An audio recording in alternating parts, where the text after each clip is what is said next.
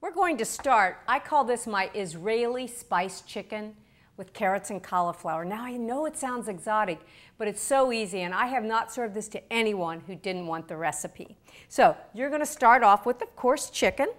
And I like the thighs anymore. You could use boneless, skinless, chicken breast, thighs, mixed chicken parts, whatever you like. And if you use the boneless, skinless pieces, that will affect the baking time as well. But you know, thighs, I love thighs because of, not only because of the protein in them, because dark meat holds the moisture a little bit more.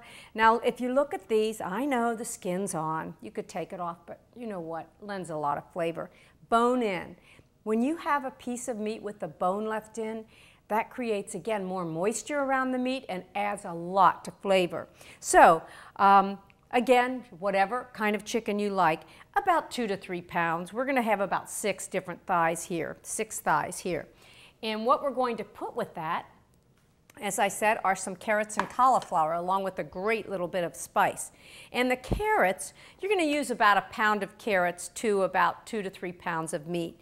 And I had to peel these, but a lot of times if you can scrape your fingernail right on top of that carrot, and if the peel comes off right away, leave it on because there's a lot of nutrition in the peel. And remember, carrots have beta-carotene, and it's a precursor to vitamin A. And we always say you never see a rabbit with glasses. So we've got the carrots cut. We're going to cut them in about 2-inch chunks. But when you try to cut a carrot, you know how it rolls around? Be careful because sometimes you can get a nasty cut. So what I do is I like to, as always, now it's not going to cooperate, you know that, give myself a flat surface. And that's a good tip when you're cutting potatoes, carrots, any root vegetable. So you're just going to cut them in chunks like that. Again, 1 pound or so. And if they're real thin, then you don't have to cut them in half. But it's funny because this also has cauliflower in it, and the cauliflower seems to roast quicker than the carrots. So we've got about 1 pound of carrots here. And just so delicious. This makes a nice winter dish. But you know what? I've been making it even all summer, and it's going to roast in the oven after we get the olive oil and spices on it at about 450 degrees for about 45 minutes. But today we're going to put it in at 400, and it'll probably take about an hour to cook. And that high heat, the reason you have that high heat is because it allows the chicken to brown and everything to cook quickly. So if you had more time, you could certainly turn the heat down. You might not get that extremely crisp skin, but I mean, that's okay. So we've got about 1 pound of carrots in here. Just going to slide them in our baking dish. By the way, roasting pan with sides, and I've sprayed the pan. And the cauliflower, about 4 cups, a nice head, whatever. And if you look at the cauliflower, I left it in fairly large chunks. And cauliflower is so delicious. And when you roast it, wow, it tastes so good. And it takes a little bit of that mustardy flavor out. Now I wanted to show you this because once in a while, when you buy cauliflower, you'll see these little dark specks. That just means it's getting a little bit overripe. Just cut that off. It's not going to hurt. So we're going to just throw these in here. And if you object to stems, you could cut those off too. But remember, nutrition starts in the root, and there's a lot of nutrition in the stems also. So we're going to throw those in the pan. And then here's my chicken. So what I'm going to do now is I'm going to put everything in this roasting pan. Put that over there. And I'm going to rub it with some olive oil and sprinkle it with some salt and pepper, and then use a special seasoning I'm going to tell you about. So delicious. And by the way, I am in Firehouse, Union Township Firehouse number 51, where I am all the time when I cook with you.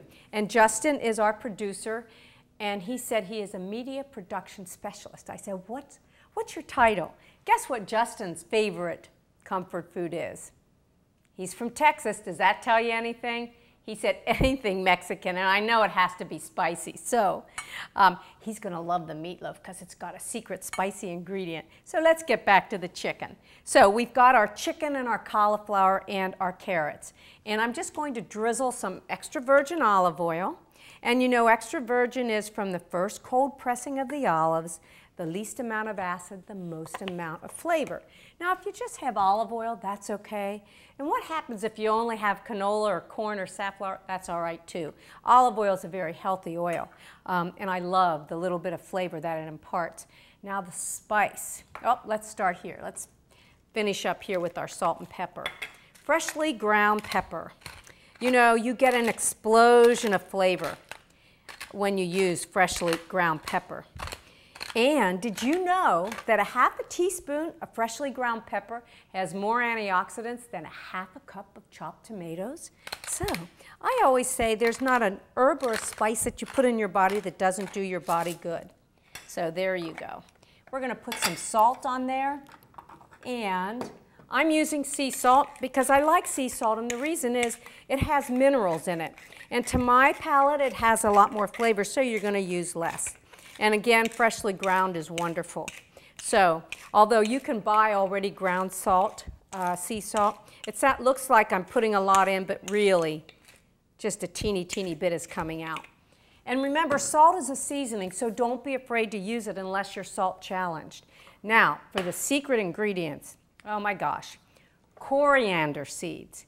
What is coriander? Coriander happens to be the seed of the cilantro plant. Now, they can't be used interchangeably, but this is what the seed looks like whole. It's got a real lemony flavor. It's mentioned in the Bible. It's that ancient. It's really good for you also. Now, when you buy coriander, if you buy it whole, you got to grind it yourself. But this is ground coriander seed. Smells good. And this is the time of year. Give your spices and herbs the sniff test. If you don't smell what's in there, then just toss it out because it's not going to be good. This really smells good. So we're going to add, I'm just going to put my little spice packet up, my spice bowl here. For every batch, about 2 to 3 teaspoons each of the ground coriander and cumin to you. And this is ground cumin. Boy, when I smell this, I smell my mother's Lebanese kitchen, a very warming spice. Very typical of that Middle Eastern area, too. So 2 to 3 tablespoons each of the ground coriander and the cumin. Now, I have made a bigger batch up here because, as I told you, this is one of my favorite dishes. So we're going to use about a tablespoon of spices all over here. And then what you want to do with these is store this in the fridge, and it'll keep its flavor for quite a while. So you're just going to sprinkle over, and we're going to get all those pieces covered, and you're going to use your hands. And if you want to use gloves, that's fine. Just remember, these are the best utensils in the kitchen. That's what my mom used to say. So we're just going to coat all this. Already it smells good. And what we're going to do, again, the recipe, my original recipe says put it in a 450-degree oven about 45 minutes. Because I'm going to have meatloaf in here also that roasts at 400, I'm just going to leave this at 400 and just bake it a little longer. So what you want to do is, oh, this smells good already. I usually put the chicken pieces on top, and that way they brown nicely, and the juices from the chicken flavor the veggies. So we're going to, again, put this in about an hour or so till the chicken test's done. The carrots are going to stay a little firm. The cauliflower is going to have a little bit of coating to it, like a little bit of brown, really delicious. So just stay tuned. I'll be right back. I want to wash my hands and get this in the oven. Okay, well, the chicken with cauliflower and carrots is done. Again, you can go anywhere from a 400, 425, 450, 475-degree oven. The higher the heat, the shorter the baking time, the crisper the meat. So this was in a 400-degree oven for about an hour. And I want you to look at this. This meat is delicious. Nice and tender. The cauliflower is nice and tender. Look at that, how beautifully it browned. The carrots are really good. Now the carrots, a fair warning, they're always going to stay a little firmer than the rest just because that's the nature of the beast. The aroma is just delicious. This is a complete meal. All you need is a green salad. What we're going to do though, just for fun, you know, I love parsley. I always say parsley and whipped cream are great culinary Band-Aids, but this certainly doesn't need a Band-Aid. Also, I forgot to tell you early on, I usually serve this with a couple lemon wedges around on each plate. So you could do that. But what I'm going to do is just squirt some lemon juice on top of it. This is optional, but oh so good, because you know lemon goes great with the spices that are in here, like coriander, which has a little bit of a lemon flavor, and the cumin, which is very warm. So you're going to just squirt some lemon overall. There we go. This is a hard lemon. Here we go. And it is ready to serve.